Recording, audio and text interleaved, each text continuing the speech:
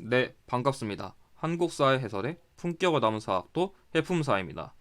이번에는 지난 고급 45회 전반부 해설에 이어 후반부 해설을 다룰 예정입니다. 이번에는 긴 설명 없이 바로 시작할게요.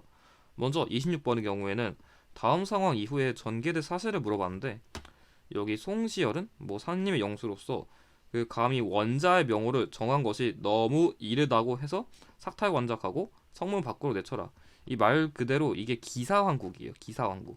그러니까 송시열이 그 숙종에게 그 후에 경종이 되는 그 세자에 대한 책봉을 너무 빨리 하신 거 아닌가요? 그렇게 말했더니만 송시열이 아니라 숙종이, 와, 네가 나한테 명령을 왜 하냐 하면서 송시열을 비롯한 서인이 박살났던 시기가 기사왕국이에요. 이게 1689년인데 제가 봤을 때는 이거 냈으면 이후 문제로는 갑술왕국 관련된 게 나올 확률이 제일 높아요. 그럼 살펴보면은 1번 공신책봉 문제로 이괄의 난이 일어났다. 이건 1624년. 인조시기 키워드라 시기적으로 이전이라 안 맞아요. 2번 정열이 모반 사건으로 옥사가 발생하였다. 이거는 선조시기인데 아마 1589년쯤이거든요. 역시 시기적으로 이전이랑 안 맞아요. 3번 허적과 윤유 등 남인들이 대거 축출되었다. 환국역 제대로 공부 안 했으면 이거 헷갈리면 하는데 이거 1680년에 그 경신왕국이거든요. 허적이 경신왕국과 관련된 대표적인 인물이죠.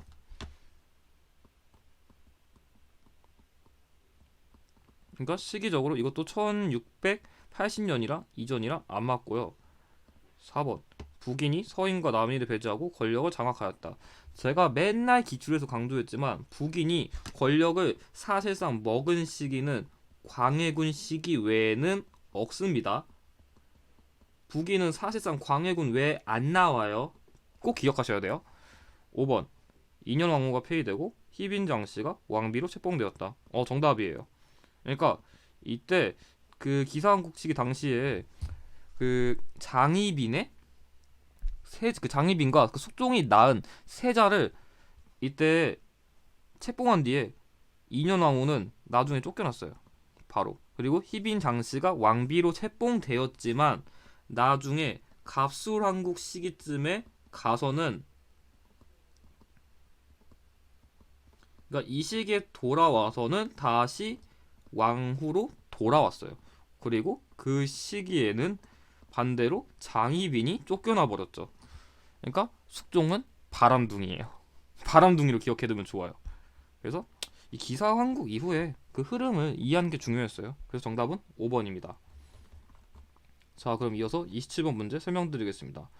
서적이 편찬된 시기의 경제 상황이라잖아요. 저는 경제 상황만 보면 두 개밖에 생각하지 않아요. 고려랑 조선 후기. 이번에 조선 후기일 거예요. 또 일단 유수원 씨가 이걸 만들었다는데, 여기 이 내용 자체가 뭐냐면 이 유수원이라는 인물이 만든 우서예요. 우서? 이렇게 외우는 사람도 있는데, 아무튼 유수원과 관련된 대표적인 키워드거든요. 그러니까 유수원의 우서에서는 그 산업공상의 직업적 평등화를 주장했는데 말 그대로 유수원이 나왔잖아요.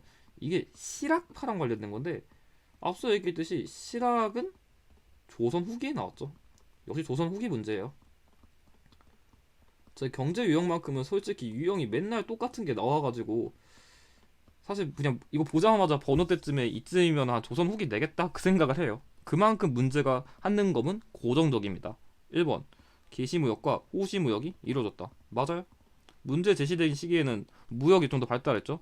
계시무역은 공무역, 호시무역은 사무역 또는 밀무역. 2번 담배 면허와 같은 상품 작물이 재배되었다. 네, 맞습니다. 문제 제시된 시기에는 여러 가지 상품 작물이 많이 재배됐죠. 이게 또 농업이 발달하다 보니까 쌀 외에도 다른 상품 작물도 재배. 3번 시장을 관리하기 위한 동시전이 설치되었다. 이거는 신라의 지증왕이죠. 참고 가끔 이런 거 헷갈려 하는데 그 이 동시전은 지증왕이고 그 경시서라고 있는데 그 경시서는 고려입니다. 이거 헷갈리지 마세요. 가끔씩 헷갈려 하는 분들이 있는데 정답은 3번이에요.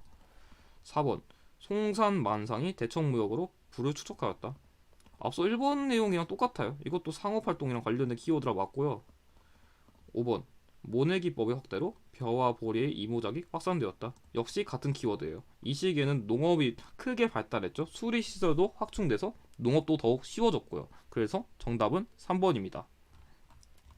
자, 그럼 이어서 28번 문제 설명드리겠습니다. 왕의 업적을 물어봤는데 이 문제도 쉬웠어요. 여기 수원화성 이거 하나하나 풀어야 돼요.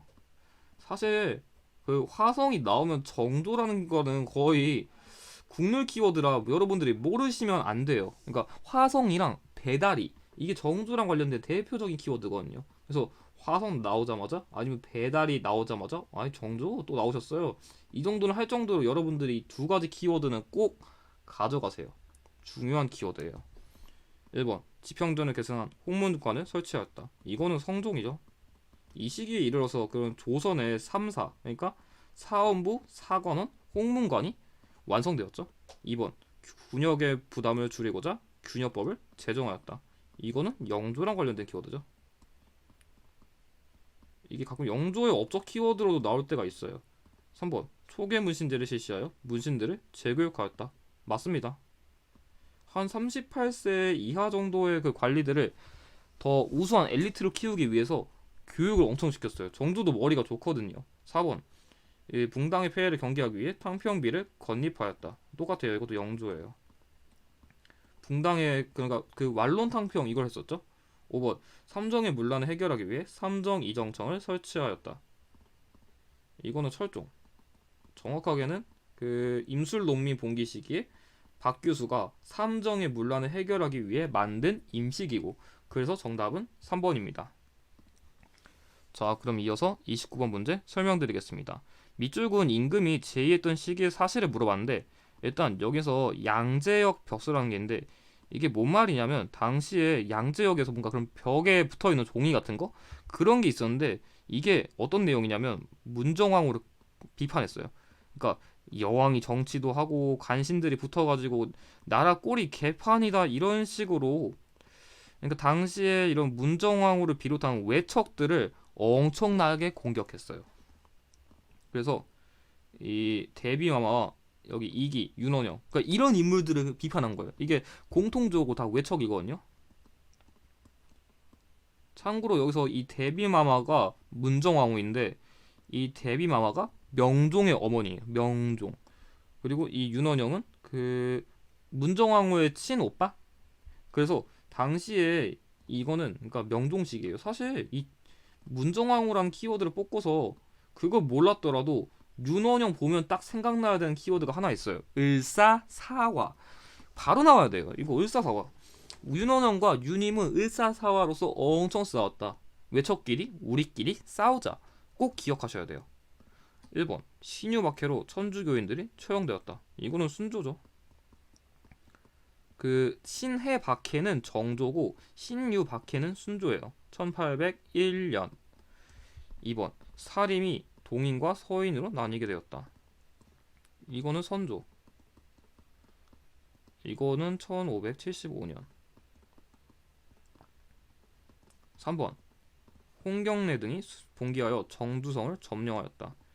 이거 역시 순조인데 그러니까 홍경래에 난 말하는 거예요. 홍경래에 난 1811년. 그리고 4번 외척 간의 대립으로 을사사화가 발생하였다. 이게 정답이에요. 사실 윤원영 보자마자 이거는 바로 연결할 수 있어야 돼요. 여러분들이. 그러니까 사화는 관련된 인물을 잘 외워야 돼요. 예를 들어서 무오사하면 김종직, 갑자사하면 그 패비윤 씨를 많이 언급하고 그 기묘사화는 조광조, 그리고 을사사화는 윤인과 윤원영. 이거는 기본으로 나와야 돼요.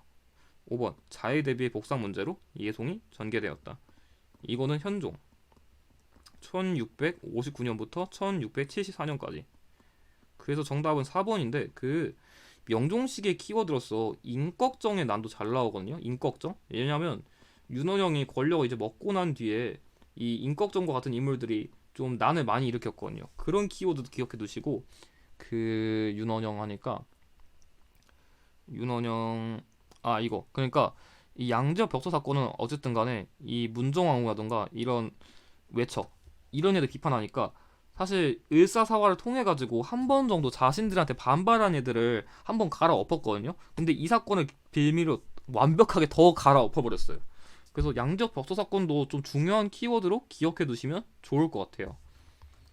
자, 그럼 이어서 30번 문제. 가에 들어가 세시풍속을 물어봤는데 이게 그 원래 고급편에서는 세시풍속을 잘 안 내요. 요즘에는 10번 내면 한 번? 전 그래서 세시풍속 가급적이면은 그냥 한 문제 정도 그냥 버리라고 하거든요. 80점 정도 먹고 싶으면.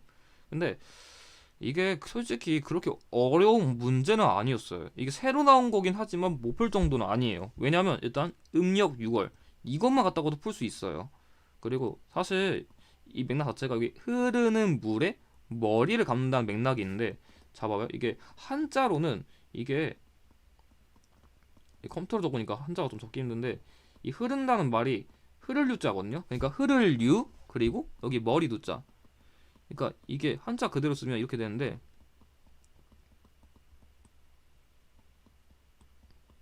그러니까 이게 흐를 유자라서 류 그리고 이게 두예요.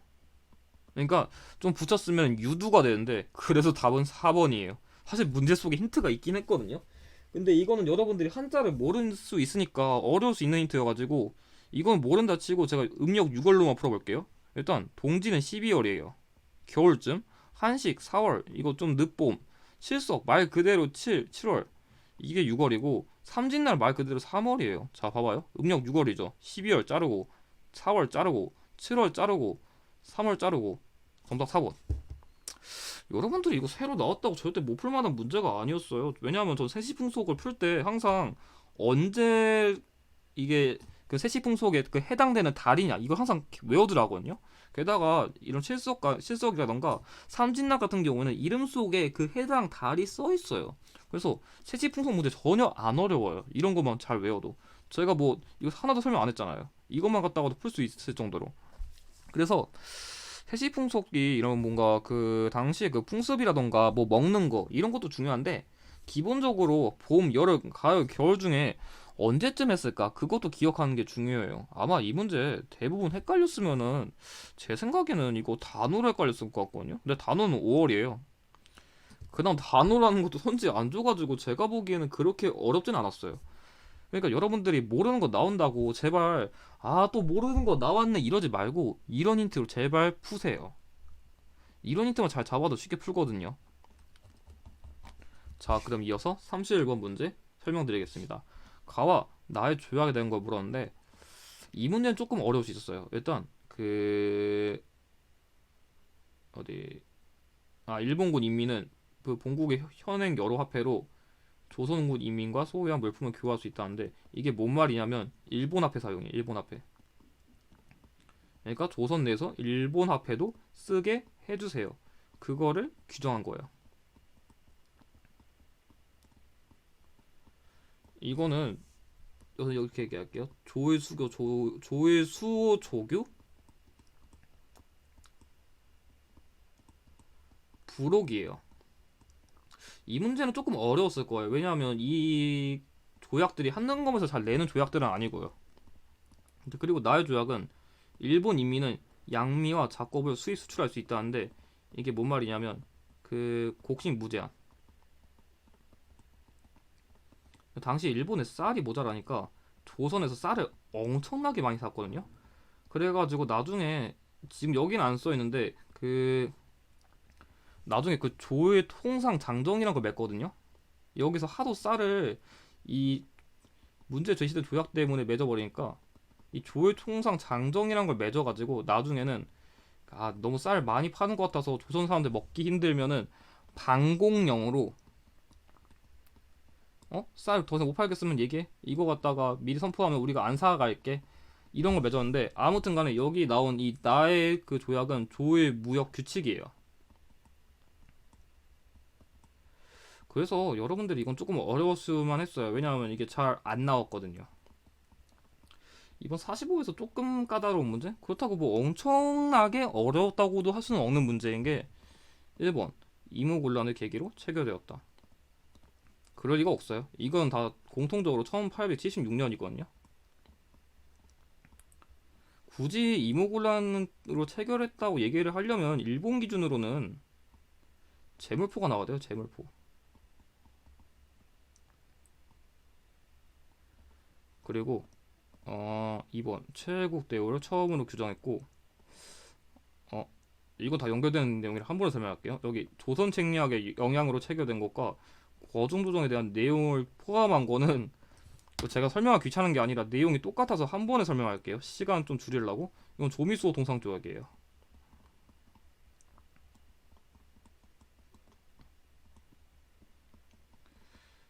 그러니까 뭐 거중조정이라는 거는 쉽게 말하면 다른 나라랑 싸우고 있으면 이 미국 형아가 좀 도와줄게, 좀 그런 내용이고, 최애국 대우라는 거는 만약 다른 나라랑 좋은 조약 맺었으면 우리나라한테도 그거 똑같이 해줘야 돼.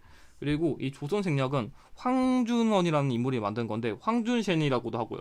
거기서 러시아를 막기 위해서 청나라, 일본, 그리고 미국이랑 친하게 지내야 된다. 그래서 청나라의 알선으로 미국과 조선이 조약을 체결한 거죠. 그래서 답은 5번이에요.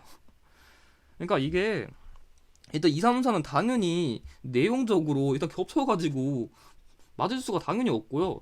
1번은 이게 나오려면 재물포조약 아니면은 그 조청상민 수륙 무역 장정이 나와야 되는데 내용 보면 전혀 안 맞아요. 제가 왜냐하면 그 재물포조약이랑 그 조청상민 수륙 무역 장정은 제가 이전 기출에서 다 사료 뜯어드렸어요. 이런 내용 절대 안 나와요. 그 재물포에서 나와야 되는 거는 그 일본 공사관 내 일본 군대 주둔 허용이 나와야 돼요. 이런 내용 안 나와요.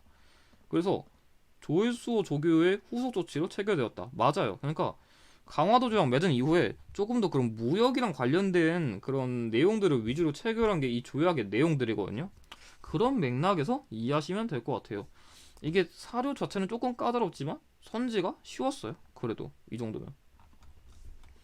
자, 그럼 이어서 32번 문제 설명드리겠습니다. 다음 자료에 나타난 사건 이후 사실을 물어봤는데, 이거 별로 안 어려워요. 왜냐하면 그 사료 내용 자체가 조금 까다로워 보일 수 있는데, 그 해상결의 대전 군부 대신과 하세가와 대장이 통감부에 모여서, 이게 핵심이에요. 한국 군대를 해산하기로 결정. 그러니까 말 그대로 여기서 시기적으로 그게 있었나? 알겠구나. 통감부는 1905년에 만들어진 거거든요. 1905년 을사늑약으로.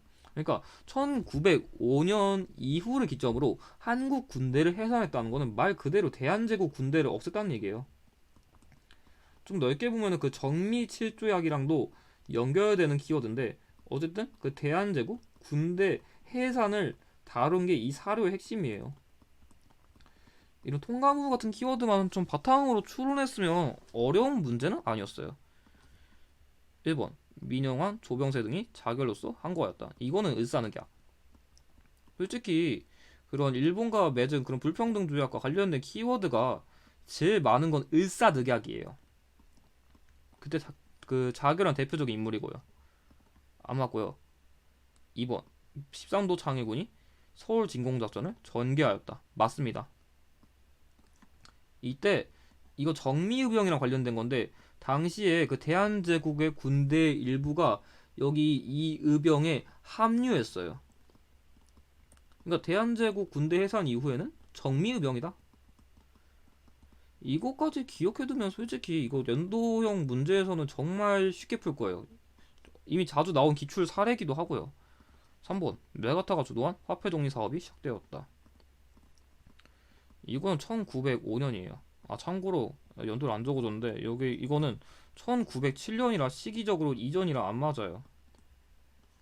지금 이후 사실 묻잖아요. 이것도 이전이라 안 맞고 이전이라 안 맞고. 어디 보자. 4번 고종이 헤이그 만국평화회의에 특사를 파견하였다. 이거는 좀 직전인 게 왜 그러냐면, 그 헤이그 특사를 파견해서 일산의학의 부당성을 알리려고 하니까, 와, 고종 이렇게 몰래 이런 짓을 했다고? 그래서 견제를 하려고 군대를 해산시켰고, 그 군대를 해산시키니까 일본에게 저항하기 위해서 정미의병이 발생한 거예요. 이거 순서 정확하게 기억해두세요. 중요합니다. 5번 구식 군대가 난을 일으켜 일본 공사관을 습격하였다. 이건 이모곤란이네요.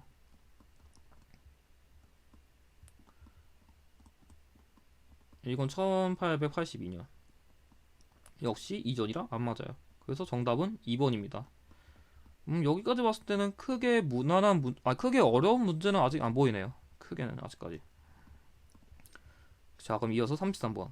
가 단체에 대한 설명을 물어봤는데 안창호, 양기탁, 이승훈이 중심이 되었고 비밀 결사 단체의 특징이 있고 공화 정체의 국가를 수립한다. 아, 그리고 여기 힌트 더 있네요. 실력 양성에 온 힘을 쏟는다. 이건 말 그대로 애국 계모 운동이거든요. 그러니까 문제에 다시 제시되는 단체의 그런 활동의 특징을 보여주는데 이 33번에 나온 단체는 신민회예요. 신민회. 사실 힌트를 너무 많이 줘가지고 이거는 이 안창호, 양기탁, 이승훈 선생님만 보고도 바로 파악할 수 있을 정도였어요. 공화정이란 힌트도 있고요. 그럼 1번 연통제를 통해 독립운동 자금을 모았다. 이거는 임시정부죠. 대한민국 임시정부. 연통제 외에도 비슷한 키워드로 교통국이란 것도 있죠. 안 맞고요. 2번 일제 황무지 개관권 요구를 저지하였다. 이거는 보완해.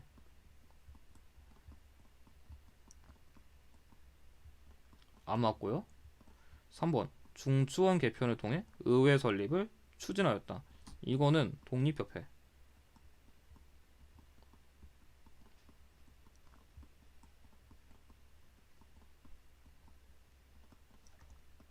4번 복벽주의를 내세우며 의병 전쟁을 준비하였다. 이거는 독립의군부.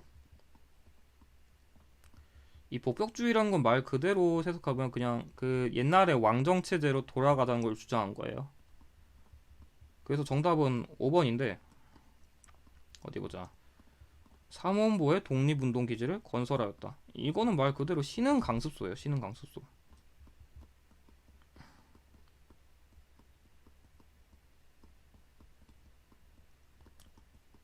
다른 말로 하면은 신흥 무관학교. 그래서 정답은 5번입니다. 이거 관련해서 제가 맨날 강조하는 그 이씨 형제 있잖아요. 이세영 선생님, 이동영 선생님, 이상용 선생님이 같이 기억해 두세요. 자, 그럼 이어서 34번 문제 설명드리겠습니다. 가 사건에 대한 걸 물어봤는데 그 개화당이란 말이 있거든요. 이것만 봤을 때는 뭐 급진개혁파도 될 수 있고 온건개혁파도 될 수 있을 것 같은데 이 뭐 근대적 개혁을 추구했다는데 더 읽어보면은 여기 박규수 그리고 우정 총국 개국 축하연 그리고 거사실 배우 주요 인물이 일본으로 망명. 그 힌트를 좀 많이 줘가지고 파악이 어렵진 않았는데 이거는 갑신정변이에요.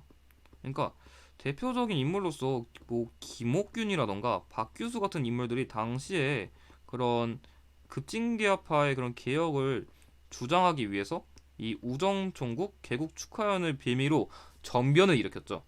사실 박규수랑 김옥균만 제대로 외워도 이거 크게 어렵진 않을 것 같아요. 1번 김옥균, 박용호 등이 주도하였다. 방금 말한 거 그대로 나왔네요. 정답이에요. 이게 급진개혁파의 대표적인 인물들이거든요. 2번 김기수를 수신사로 일본에 파견하였다. 이거는 1884년인데 이거는 거의 1876년이거든요. 시기적으로도 안 맞고 연결도 안 돼요. 틀렸어요. 3번 구본신 참에 입각한 개혁을 추진하였다. 이거는 광무개혁이랑 관련된 건데 이거는 시기적으로 가려면 그 19세기 말 그러니까 1897년쯤은 가야 되거든요. 시기적으로. 역시 안 맞아요. 내용적으로도 시기적으로도. 4번 개화정책을 통과라는 통리기 무화문을 설치하였다. 이거는 1880년. 문제 제시된 시점보다는 이전이죠. 그래서 안 맞고요. 5번 개혁의 기본 방향을 제시한 홍범 시사도를 반포하였다. 이거는 2차 가보개혁.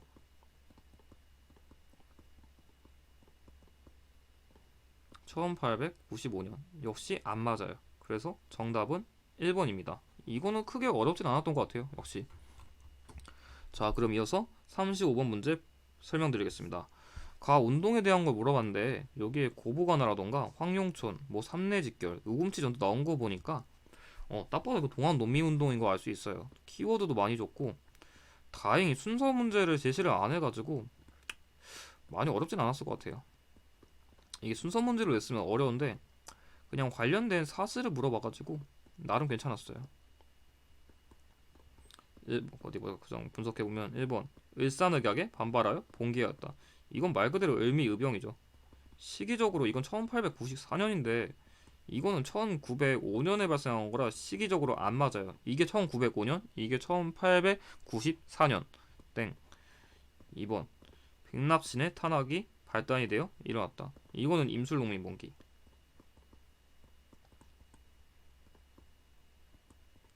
이거는 1862년이라서 역시 안 맞아요. 3번. 직강소를 중심으로 패전 개혁안을 실천하였다. 맞습니다.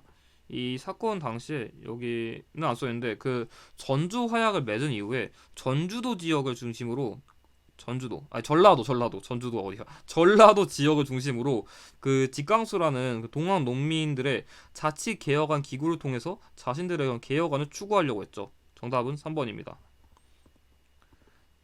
4번 유계춘을 중심으로 봉기하여 전주성을 점령하였다. 아 이거 또 임술농민 봉기예요. 제가 잘못 읽었네요. 이거 임술농민 봉기 맞아요. 그리고 전주성이 아니라 진주성이에요. 진주성. 그래서 임술농민 봉기를 진주 농민 봉기라고도 하죠. 좀 발음이 오늘따라 이상해서 죄송합니다. 5번 홍위 장군으로 불린 곽재우가 의병장으로 활약하였다. 이거는 임진왜란.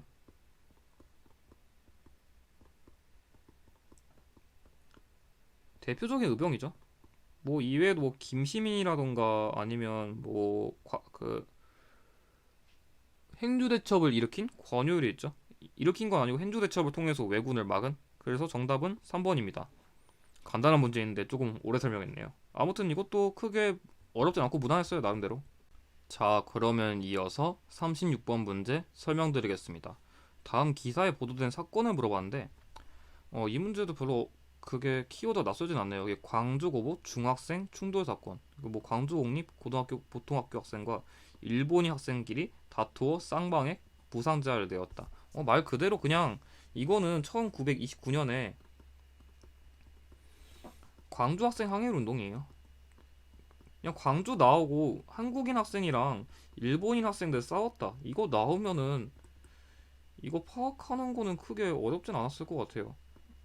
이번 아마 그 44회에서도 이렇게 힌트 줬던 것 같은데 그나마 광주 학생 항일 운동이 키워드를 찾기가 제일 쉬워요.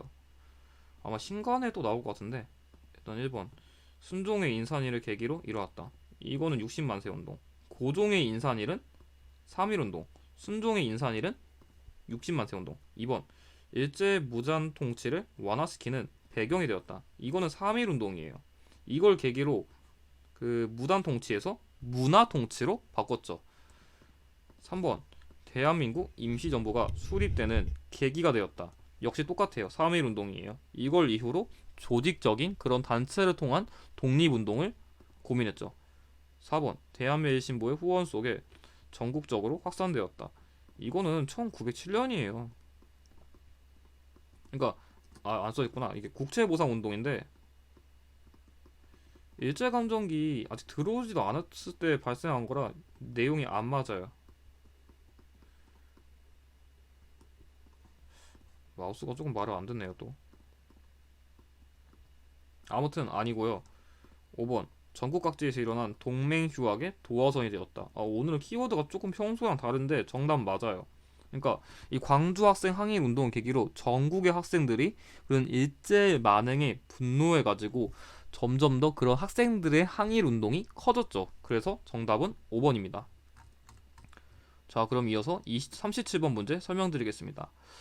아마 후반부에선 제가 보기엔 이 문제가 제일 어려워요. 왜냐면 일단은 여기 황제 자리에 오르고 뭐 임금이 두세 번 사용하다가 옥세를 받고 황제의 자리에 올랐다. 이게 뭐냐면 일단 가해 사료는 대한제국 수립이에요. 그냥 황제 자리에 올랐다. 거의 대한제국 수립이에요. 이건 처음 897년인데 아마 이게 어려웠을 이유가 여기서는 그 대한국 국제를 잘 상의하고 확정하여 보고하라는 조칙을 받들었다. 그냥 말 그대로 대한국 국제를 반포한 거거든요. 이건 써있으니까 그냥 제가 따로 더 안 적을게요. 이건 처음 899년이에요. 그래서 좀 어려웠어요, 이 문제는. 그러니까 시기적으로 1년을 차이를 제시해서 낸 문제가 오랜만이라서 연도만 보면은 조금 힘든데 아마 이 문제는 여러분들이 대략적인 시기도 알아야 되고 이걸 통해서 낸 키워드도 솔직히 다른 문제에 비해서는 명확하지가 않았어요. 왜 그러냐면 1번 영화 아리랑을 관람하는 교사. 일단 이건 일제감정기라 맞을 리가 당연히 없어요. 틀렸고요. 2번 관민공동에서 연설하는 백정. 뭔가 관민공동회보단 만민공동회가 나와야 될 것 같은데 아무튼 이거 1898년이에요. 그러니까 이게 좀 제가 보기에는 이 문제를 낸 의도가 그거 같아요. 이게 독립협회랑 관련된 키워드거든요.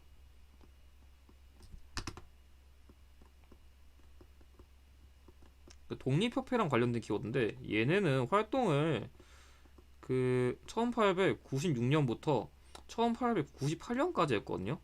그러니까 독립협회가 이 대한제국이 수립되기 이전부터 독립협회가 고종님 빨리 러시아 공사관에서 돌아오세요 해서 돌아와서 대한제국을 수립하고 이제 본격적으로 자신들의 그런 의회 설립 같은 그런 개혁을 위해서 이런 관민공동회 같은 걸 열어서 협의도 했는데 나중에 98년에 공화정을 지향한다는 모의를 받아가지고 해산돼 버렸거든요. 그 뒤에는 그냥 고종이 나 이제 대한제국 키워야 되니까 내 맘대로 할 거야. 그래서 황제권을 엄청나게 키웠던 게 대한국 국제예요.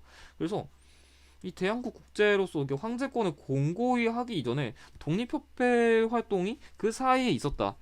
이거를 내고 싶었던 것 같은데 이거 출제자들이 이 정도까지 이해하지는 않았을 것 같아요. 제 생각엔. 아무튼 정답은 2번이에요. 3번 유경공원에서 영어를 배우는 학생.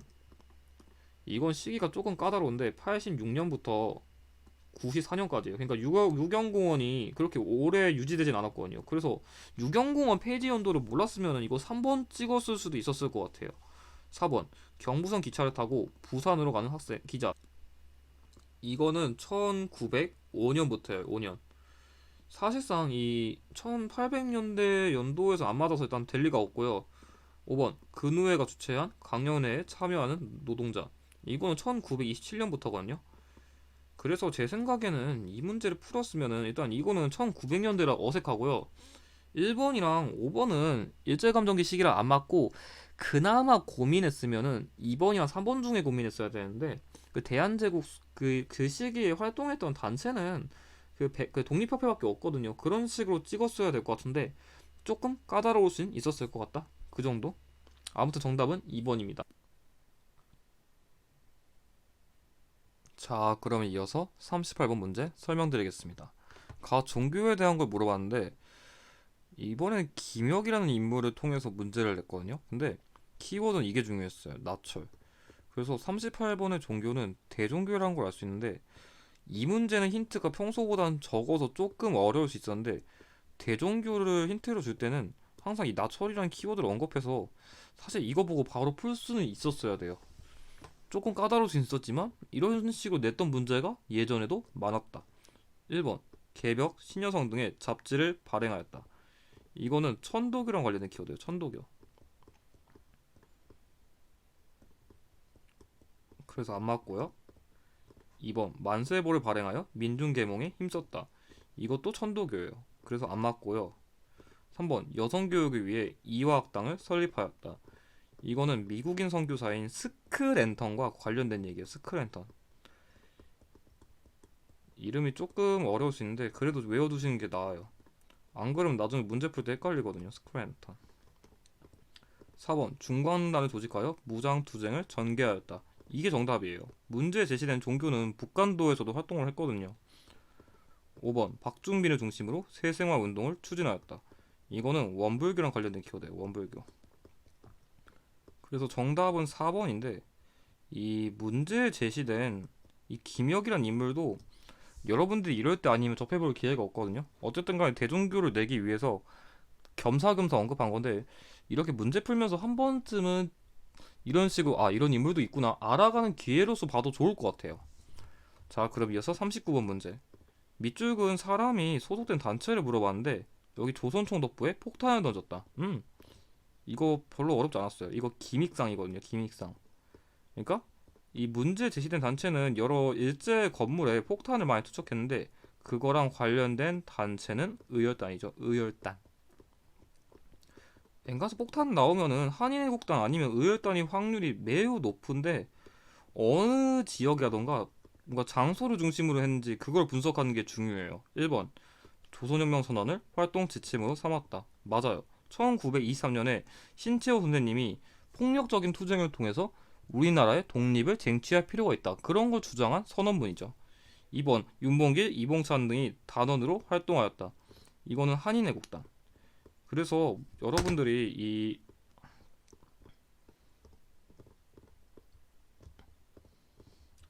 이거는 한인애국단.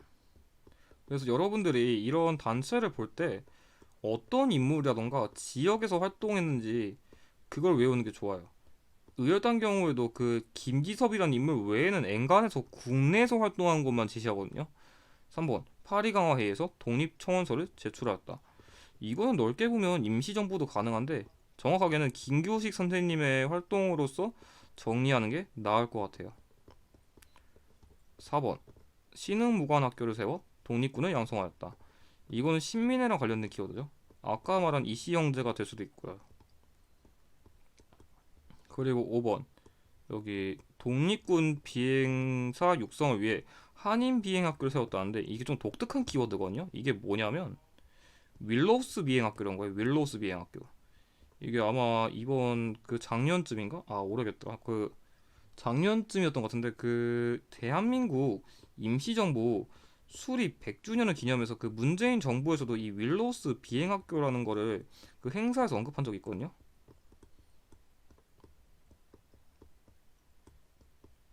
이게 그 대한민국 임시정부랑 그 미주 지역에 사는 한인들이 만든 이런 공군과 관련된 학교인데 여기에 대표 인물로서 뭐 김종린이라던가 아니면 그 노백린이라는 인물들이 대표적으로 활동했어요. 이게 아마 제 기억에는 그 선을 넘는 녀석들인가? 거기서 설민석 선생님도 이걸 강의했던 걸로 기억하는데 아무튼 간에 여러분들 이런 새로운 키워드 나왔다고 너무 어려워하지 말고 그래도 이럴 때 아니면 볼 기회 없으니까 나중에 이거 아마 선을 넘는 녀석들인가? 거기서도 다룬 적 있으니까 한 번쯤은 찾아봐도 될 것 같아요. 그래서 정답은 1번입니다.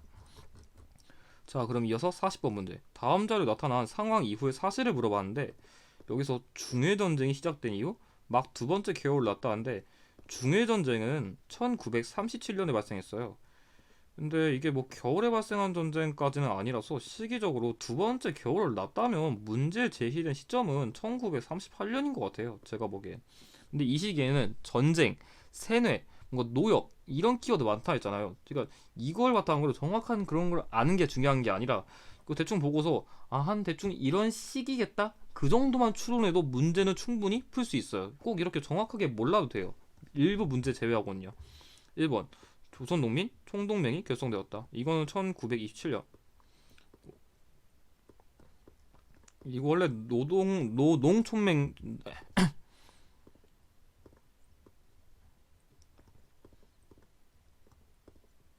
이거는 1927년. 원래 이거는 조선 노농 총동맹이었는데 농민 총동맹과 노동자 총동맹으로 나눠졌어요. 2번 사회주의 세력이 정오의 선언을 발표하였다. 이거는 26년. 60만 세 운동 이후라서 역시 이전이라 안 맞고요. 3번 대한민국 임시정부가 건국강령을 발표하였다. 이건 41년인데 조금 어려울 수 있었지만 시기적으로 아마 나머지 키워드가 이거보다 훨씬 이전이라 고르는 건 어렵지 않았을 것 같아요.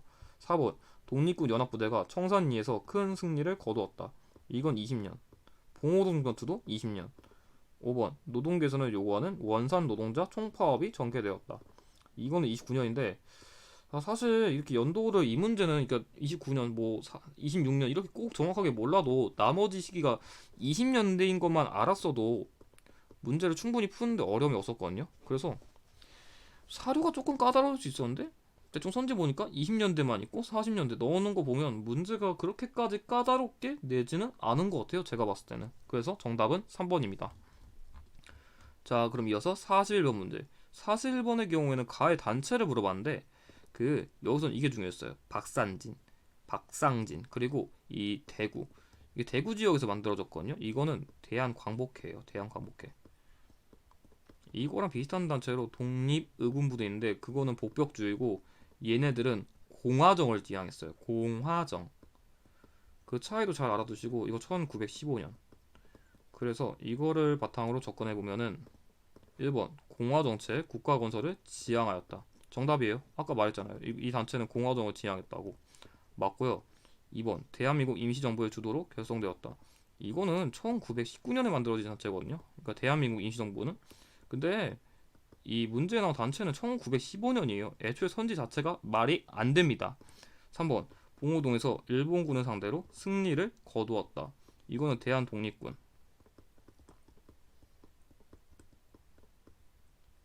홍범도 장군님과 관련된 얘기죠. 4번 구미위원부를 설치하여 외교활동을 전개하였다. 앞서 다룬 임정랑 관련된 거예요. 임정 대한민국 임시정부. 구미위원부라는 건 참고로 미국과의 외교 관계를 수행하기 위한 그런 단체예요. 워싱턴에 설치됐어요. 워싱턴. 5번 중국군과 함께 영능가 전투에서 큰 성과를 올렸다. 이거는 조선혁명군. 양세봉 선생님과 관련된 얘기인데 그 여기서 말하는 중국군은 중국의용군이에요. 참고로 그 한국 독립군은 중국 호로군이에요. 이것도 힌트로 나오니까 꼭 기억하셔야 합니다. 그래서 정답은 1번입니다. 자, 그럼 이어서 42번 문제. 아, 이거는 제가 맨날 임시정부 유형할 때 강조했던 키워드가 그냥 그대로 나왔네요. 본 국민대표회의. 사실 이거는 제가 연도를 몇 번 강조해가지고 이거 좀 기억하셨다면 바로 풀 수 있는데 이게 1923년이거든요. 그래서 답은 1번이에요. 이게 그리고 나왔으니까 조금만 더 설명을 드리면 그 대표적으로 그 창조파랑 개조파랑 현상 유지파라고 있거든요. 그러니까 이 국민대표회의라는 거는 그 대한민국 임시정부가 그 당시에 한 1900 여기다 적을게요. 1920년쯤에 그 연통제가 발각됐어요. 일제에 의해서.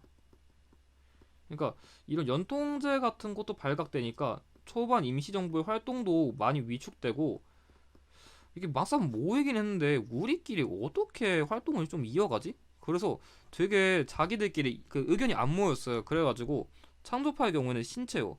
아예 임시정부 그냥 갈아엎어버리고 그냥 새로운 단체 만들자. 개조파. 대표적으로 안창호 선생님인데 야 갈아엎는 것까지는 좀 힘들고 여기 내에서 개혁을 해가지고 다시 세워보자. 현상유지파 김구 아니야 아니야 아니야 둘 다 하지마 그냥 냅둬 뭘 갈아엎고 없애고 하지마 하지마 제발 싸움을 멈춰주세요. 이게 현상유지파인데 결과적으로 그 이걸 바탕으로 다 날라가 버렸어요. 다 깨지고 지지고 볶고 난리 났죠. 그다 흩어졌는데 그래서 이거 이후에 이 박은희 대통령 취임이 2대 그 개헌이랑 관련됐거든요. 그러니까 이때는 그 대통령제에서 국무령제로 바뀌었거든요. 그래서 이 상하이 시기에 그 대한민국 임시정부 키워드를 외울 때 1923년 국민대표회의랑 그 1925년에 국무령제 또는 박은식 대통령 취임 이거는 연도 진짜 잘 나오거든요. 그래서 이 두 개는 가급적이면 외워두면 좋을 것 같습니다. 그래서 정답은 1번입니다. 자, 그럼 이어서 43번 문제 설명드리겠습니다. 다음 문서가 작성된 당시에 실시된 일제 정책을 말했는데 여기서 일단 지방자치를 실시하고 교육제도를 개정하면서 일본인과 조선인 사이에 차별 대우를 철폐하고 이거 조선인 소장층 중 유력자를 발탁 그리고 사이코 막도쿠도 이거 힌트 모두 합치면은 1920년대거든요. 왜 그러냐면 일단 이 지방자치를 실시했다는 거는 그러니까 조선인에게도 이게 정치의 기회를 줬다는 거예요. 근데 실질적으로 그건 별로 없었고 이 교육제도를 개정했다는 말은 말 그대로 그 2차 교육령이랑 관련된 내용이거든요. 2차 교육령. 2차 조선 교육령이랑 관련된 건데 이게 22년부터 38년이에요. 이거의 핵심은 그 조선인은 아니고 조선어 교육을 필수로 했어요. 그러니까 나름대로의 유화책을 풀어준 거죠. 옛날에는 이거 안 해줬거든요. 그래서 이거를 필수로 했고 이 조선인과 일본이 차별대우를 철폐했다고 하는데 그러니까 표면적으로 좀 풀어준 것 같지만 많이 풀어주지도 않았고 이 조선이 소장층 중 유력자를 발탁했다고 하는데 이 맥락에서는 그러니까 아까 말한 이 지방자치랑 비슷하긴 해요. 근데 동시에 친일파도 양성했죠. 그리고 제일 중요한 이 사이토 마코토 이게 1920년대를 낼 때 그러니까 그 시기 당시에 총독이어가지고 잘 나오더라고요 키워드로. 그래서 이 사이토 마코토는 좀 이름을 외워두는 것도 나쁘지 않을 것 같아요. 잘 나오더라고요 은근. 먼저 1번 노동력 동원을 위해 군민 징용령을 시행하였다. 이거 1939년인데 이것도 약간 전쟁이랑 관련된 키워드예요. 제가 전쟁 나오면 무조건 30년대 후반이랬잖아요. 그래서 이후라서 안 맞고요. 2번 한국인에 한해 적용되는 조선 태형령을 공포하였다. 이거 1912년인데 이전이랑 안 맞아요. 태형령과 그 뭐 일본 교사들이 뭐 제복을 입고 칼을 찬다 이런 거는 다 10년대 키워드예요. 3번 쌀 수탈을 목적으로 하는 산미 증식 계획을 실시하였다. 이게 정답인데 이게 사실 시기적으로 넓게 보면은 20년부터 34년쯤까지거든요. 근데 20년대 낼 때 항상 내는 키워드 중 하나라 그냥 20년대로 외우셔도 될 것 같긴 해요. 이렇게까지 너무 꼼꼼하게는 안 외워도 될 것 같은데 한번 이걸 예외적으로 낸 적은 있었던 것 같아요. 제 기출을 분석해 봤을 때. 4번 독립운동 탄압을 위한 조선사상법 보호관찰령을 공포하였다. 이거는 36년이에요. 그리고 예방구금령은 41년. 안 맞고요. 5번 이 허가를 받도록 하는 회사령을 제정하였다. 이거는 10년대. 회사령과 토지조사 사업이 대표적으로 있죠. 그래서 정답은 3번입니다. 이 사이토 마코토 일본인 이름이라 어려울 수 있지만 외워두는 게 좋을 것 같아요. 자, 사회싸움 문제. 가 단체에 대한 설명을 물어봤는데 이 우리는 정치적, 경제적, 사회적 각성을 촉진하고 단결을 공고히 하며 기회주의를 부인한다. 이거 말 그대로 신간이에요. 해부사님 이것만 보고서 풀어야 되냐고 하는데 솔직히 말하면 이 강령 있잖아요. 진짜 역대 기출에서 이 신간의 강령은 진짜 기출 키워드로 정말 많이 나왔고 심지어 기본편에서도 이것만 힌트를 줄 때가 있어요. 이 강령은 그냥 외우세요. 기본편도 이 수준으로 냅니다. 심화편이라고 이렇게 내는 게 아니라 기본편도 이 수준으로 내요. 그래서 그냥 이 강령 자체는 그냥 저는 이거 일체 기회주의를 부인한다. 이것만 보고서 그냥 파악하거든요. 여러분들이 그냥 뭐 마음에 드는 내용 보고서 그냥 외우시는 게 나을 것 같아요. 1번 민족유해땅 운동의 일환으로 결성되었다. 맞아요. 앞서 설명한 그 60만 세 운동 이후에 사회주의랑 그 민족주의가 연합해서 만든 그런 연합 성격의 단체예요. 그래서 맞고요. 2번 이상설 이동희를 정 부통령에 선임하였다. 이거 오랜만에 나온 키워드인데 이거 대한광복군정부예요. 대한광복군정부. 연해주에 세운 거죠.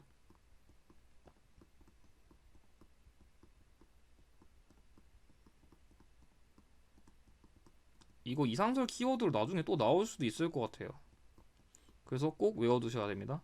대한광복군 정보고 3번 일제가 조작한 배고인 사건으로 조직이 해체되었다. 이거는 신민회.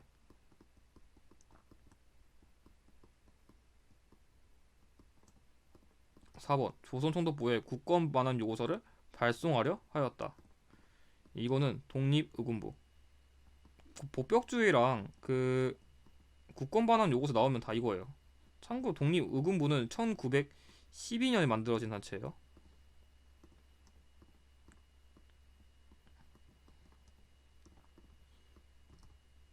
좀 삐져나와서 다시 적을게요.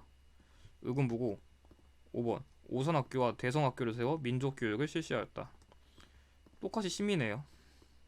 저 또 이거 적다 보면 시간 오래 걸릴 것 같아서 그냥 자를게요. 이 오산학교는 이승우 선생님, 대성학교는 안창호 선생님. 그래서 정답은 1번입니다. 가끔씩 이거 신간회로 그 광주 학생 항일 운동에 그 진상 조사단을 파견했다. 그 키워드 나올 수 있어요. 진상 조사단. 자, 그럼 이어서 45번 문제 설명드리겠습니다.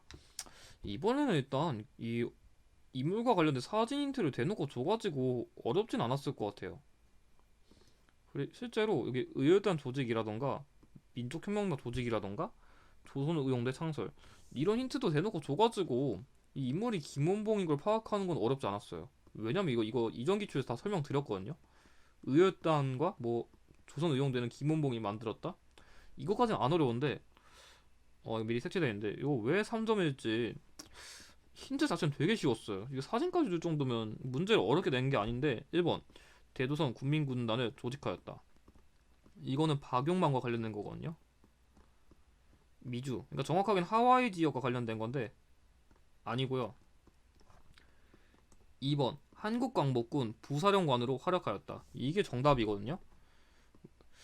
이게 여러분들이 그 김원봉이 한국광복군에서도 활동했어요? 이러니까 또 이거 키워드 모른다고 못 푸시는데 제가 보기 이거 하나도 안 어려웠던 게 대한민국 임시정부 국무부장이라잖아요. 그러니까 말 그대로 대한민국 임시정부에서 약간 좀 군사랑 관련된 그 부장을 맡았다면은 자 봐봐요. 한국광복군이라는 거는 대한민국 임시정부 충칭 시기의 산하 조직이에요. 그러니까 대한민국 임시정부에서 활동도 했다면 한국광복군도 충분히 맡을만 했어요. 문제 속에 힌트가 명확하게 있었어요.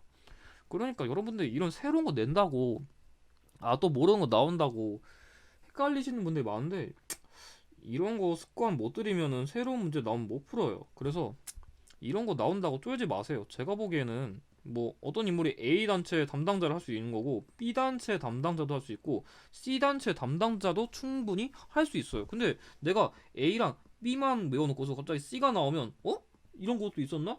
바로 멈칫하게 되는데 그러시면 안 돼요.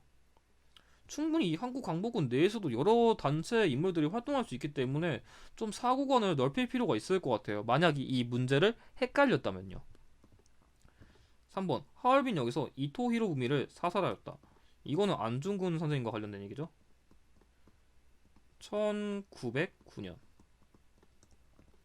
4번 한국 독립군을 이끌고 쌍성보 전투에서 승리하였다. 이거 만약에 조금 헷갈렸으면은 지정선 선생님이 헷갈렸을 수도 있을 것 같은데 근데 여기 인물 사진도 있어가지고 이거를 틀리지는 않았을 것 같아요. 제대로 암기를 했다면요. 5번 일제 패망과 광복에 대비하여 조선 건국동맹을 결성하였다. 이거는 여운형 선생님. 그래서 정답은 2번인데 만약에 이걸 헷갈렸으면은 여러분들이 이거 김원봉 활동인 게 맞나요를 모르는 게 아니라 나머지에 대한 그런 개념이 안 잡히신 거예요, 솔직히. 만약 다 맞았다면 상관없는데 만약에 이런 거 헷갈린다면 그냥 저 같은 경우에는 또 새로운 키워드 나왔구나 하면서 그냥 풀거든요. 이런 거 보고 제발 당황하지 않았으면 좋겠어요. 기출 풀면서. 자, 그럼 이어서 46번 문제. 밑줄은 개헌안의 시행 결과를 물었는데 어디 135의 찬성표가 던져졌고 그리고 여기 3분의 1이 훨씬 되지 못한다는 사실을 잘 주의해서 보는데 미니원의 3분의 2는 정확하게 계산할 때 뭐 135에서 3분의 1 해서 이게 얘기가 좀 이런 독특한 얘기가 나오는데 단수 나오고 이거 좀 보충을 드리면 445입 개연이에요. 445입. 그러니까 뭔 말이냐면 딱 한 표가 모자랐어요. 한 표. 이 한 표가 모자라가지고 당시에 이거를 지 멋대로 이렇게 반올림을 해버린 거예요. 당연히 반올림을 하는데 이 3분의 1이 반올림이 될 리가 없잖아요. 근데 억지로 밀어붙여가지고 한 표를 플러스 해가지고 그 개헌을 억지로 밀어붙인 사건이 이거거든요. 이거 1954년에 이승만 정부 시기에 한 거거든요. 그러면 내용 살펴보면은 1번 대통령 중심제가 의원 내각제로 바뀌었다. 이거는 3차 개헌은 가야 돼요. 의원 내각제랑 관련된 건 윤보선 대통령 시기라서 다른 말로는 장면 정부 안 맞아요. 2번 통일주체 국민회의에서 대통령이 선출되었다. 이건 7차는 가야 돼요. 1972년쯤부터 그때쯤부터는 돼야 되고요. 그러니까 박정희 정부 시기. 3번 개헌 당시에 대통령에 한하여 중임 제한이 철폐되었다. 맞아요. 이거는 이승만 정부 시기에 독재 장기 집권의 욕심을 부리기 위해서 초대 대통령에 한해서 중임 제한을 철폐시킨 것을 주장한 거예요. 그래서 맞고요. 4번 선거인단이 선출하는 7년 단임의 대통령제가 실시되었다. 이거는 8차 개헌이에요. 그러니까 대통령 선거인단이랑 7년 단임의 대통령제 나오면 전두환 정부 시기인데 가끔 놓치는 분들이 있더라고요. 이거 외우셔야 돼요. 그러니까 개헌 유형도 이렇게 좀 역사 중에서도 법 관련 분야라 어려워하는데 이거 놓치면 안 돼요. 어쨌든 5번 우리나라 최초의 보통선거인 50총선거가 실시되었다. 이때 아직 헌법 만들어지지도 않았어요. 정확하게.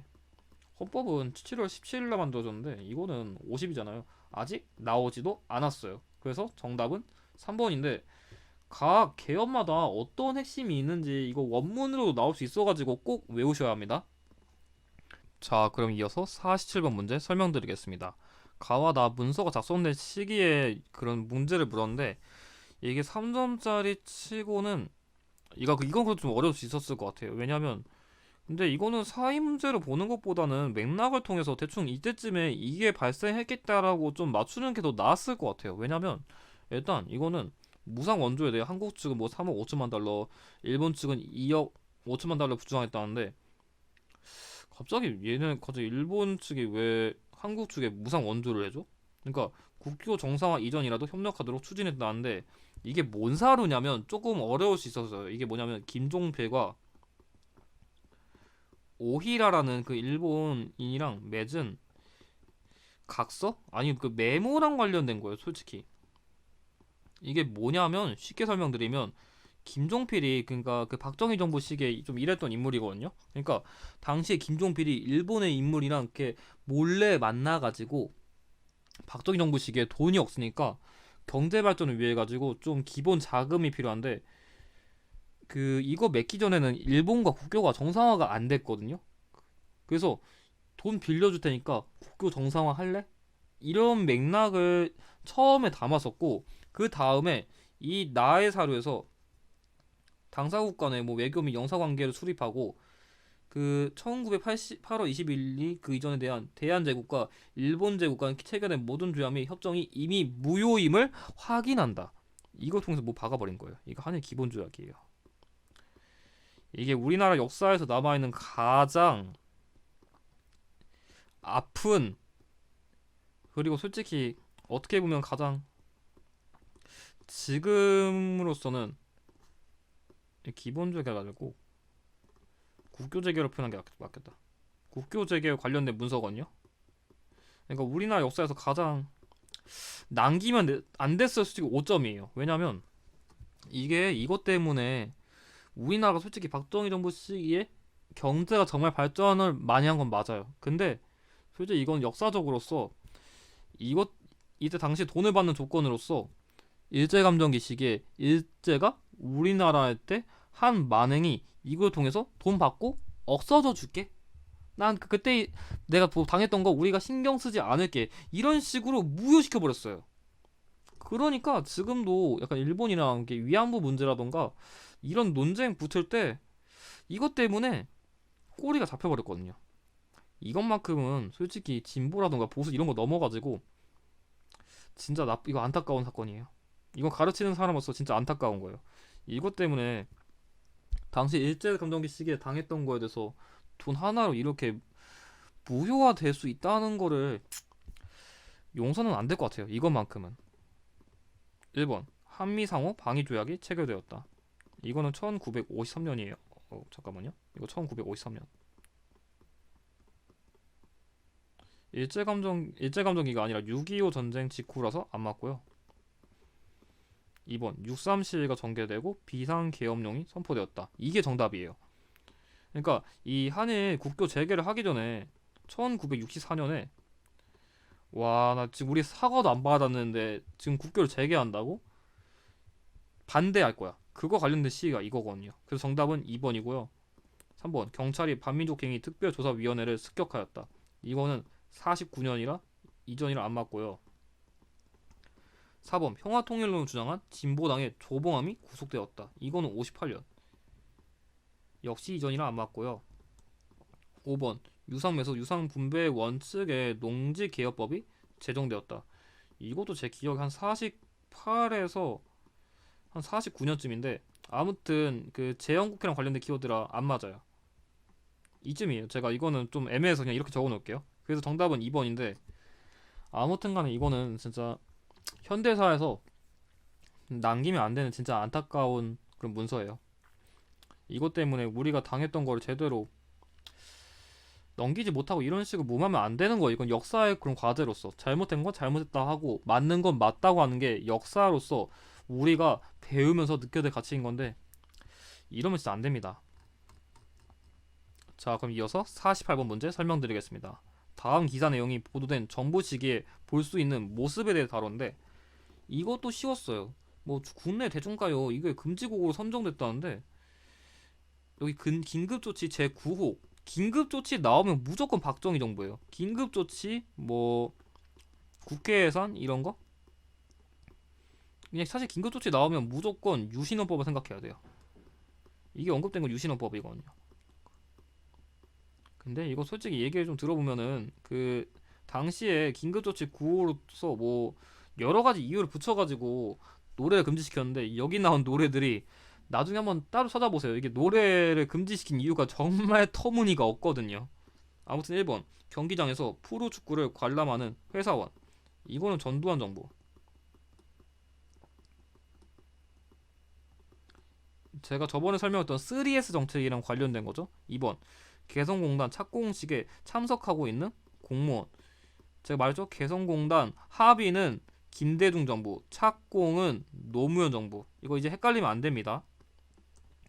3번 금융실명제에 따라 신분증을 요구하는 은행 직원. 이건 김영삼 정부.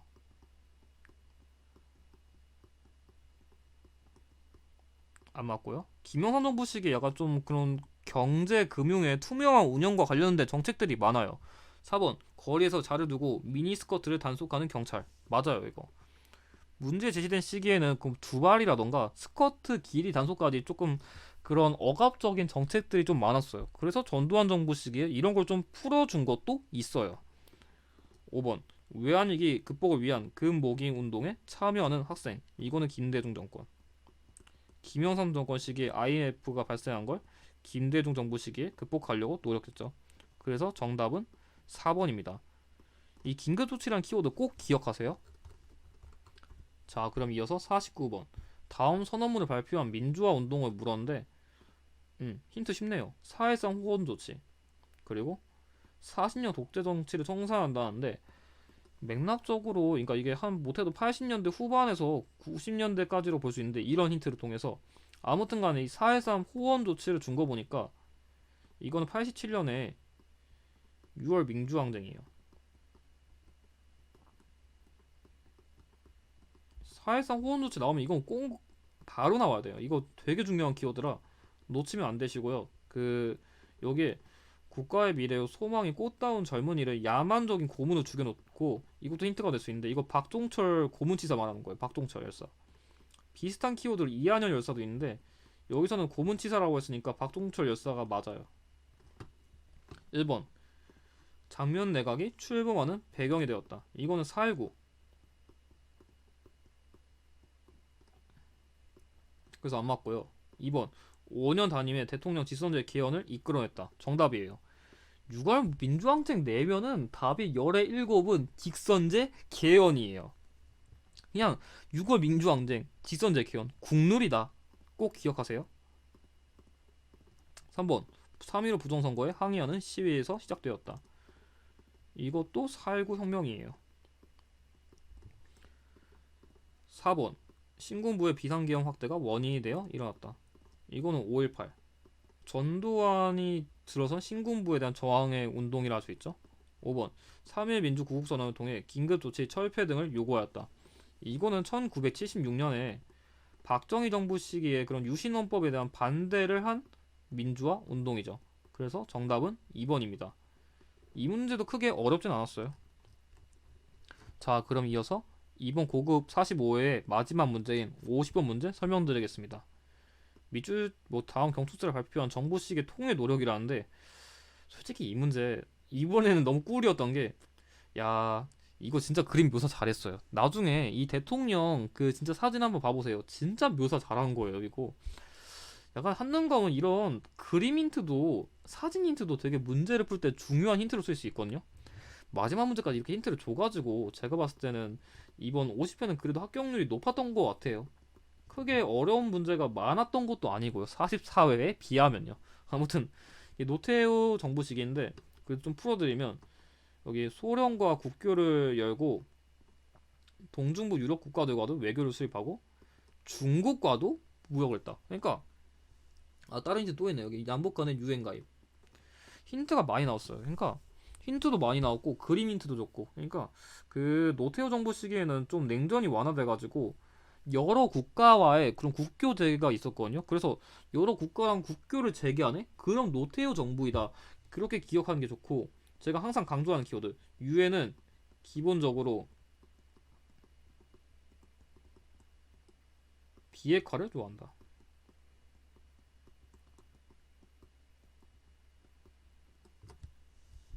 이거 항상 나와요. 그 노태우 정부 통일 키워드 외울 때 항상 나오는 건데 봐볼래요? 1번 남북 기본 합의서를 교환하였다. 그대로 또 나왔네요. 여기 UN 그대로 나왔고, 기본 합의서 여기 기본 그대로 나왔죠? 1번입니다. 답. 2번 7.4 남북 공동성명을 발표하였다. 이거는 박정희 정부. 가끔씩 이거 순서 물어보는 분도 있거든요. 이 UN이라던가 그 기본합의서 순서로 많은데, 이거 그냥 이거 순서대로예요. 이거 순서대로 진행했는데, 한능검 수준에서는 이것까지는 몰라도 돼요. 14 남북 공동선언을 채택하였다. 이거는 노무현 정부.